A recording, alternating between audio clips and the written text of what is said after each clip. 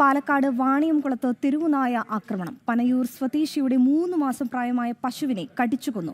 വിൽപ്പനയ്ക്കായി തമിഴ്നാട്ടിൽ നിന്നെത്തിച്ച പശുവിനെയാണ് നായ ആക്രമിച്ചത്. ഇന്നലെ രാത്രിയാണ് സംഭവം നടന്നത്. പ്രദേശത്ത് തെരുവുനായ ശല്യം രൂക്ഷമാണെന്നും വ്യാപകമായി പരാതിയുടെ വിവരങ്ങളുമായി അരുൺ ആലത്തൂരാണ് ചേരുന്നത്. അരുണെ, ഈ തെരുവുനായ ശല്യം എന്ന് പറയുന്നത്, അതുമായി ബന്ധപ്പെട്ട വാർത്തകൾ നമുക്ക് ദിവസവും റിപ്പോർട്ട് ചെയ്യേണ്ട സാഹചര്യമുണ്ട്. അതായത് എത്ര തന്നെ ഇത്തരത്തിലുള്ള വാർത്തകൾ വന്നാലും, എത്ര തന്നെ ആളുകളുടെ ജീവൻ അപായപ്പെട്ടാലും ഇതിനൊരു അറുതി വരുന്നില്ല. ഇപ്പോൾ ഏറ്റവും ഒടുവിലായി വാണിയംകുളത്ത് നടന്ന ഈ തെരുവുനായ ആക്രമണം, ഇപ്പോൾ ഒരു മൃഗത്തെയാണ് ആക്രമിച്ചത്.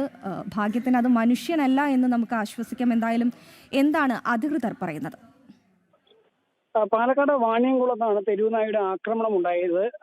വാണിയംകുളത്തെ എടക്കോട് പനയൂർ സ്വദേശിയുടെ ഒരു പശുക്കിടാവിനെ നായകൾ കടിച്ച് കൊല്ലുകയായിരുന്നു. മറ്റൊരു പശുവിനെ ഗുരുതരമായി കടിച്ച് പരിക്കേൽപ്പിക്കുകയും ചെയ്തിട്ടുണ്ട്.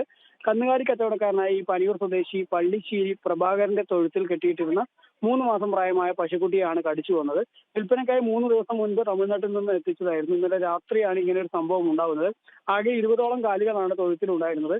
ഒരാഴ്ച മുമ്പ് ഇതേ തൊഴുത്തിൽ കെട്ടിയിരുന്ന മറ്റൊരു മൂരിക്കുട്ടിയെയും തെരുവുനായ കടിച്ചു കൊന്നിരുന്നു. പ്രദേശത്തെ ഈ തെരുവുനായ ശല്യം രൂക്ഷമാണെന്ന് വ്യാപക പരാതി ഉയരുന്നുണ്ട്. അതിനിടെയാണ് ഇത്തരത്തിൽ ഒരു പശുക്കിടാവിനെ കടിച്ചു കൊല്ലുകയും മറ്റൊരു പശുക്കിടാവിനെ ഈ തെരുവുനായയുടെ ആക്രമണത്തിൽ വലിയ രീതിയിൽ പരിക്കേൽക്കുകയും ഒക്കെ ചെയ്തിട്ടുള്ളത്. ഏതായാലും ഈ തെരുവുനായ ശല്യത്തിൽ മനുഷ്യർക്ക് മാത്രമല്ല, മിണ്ടാപ്രാണികൾക്ക് പോലും രക്ഷയില്ലാത്ത സ്ഥിതി തന്നെയാണുള്ളത്.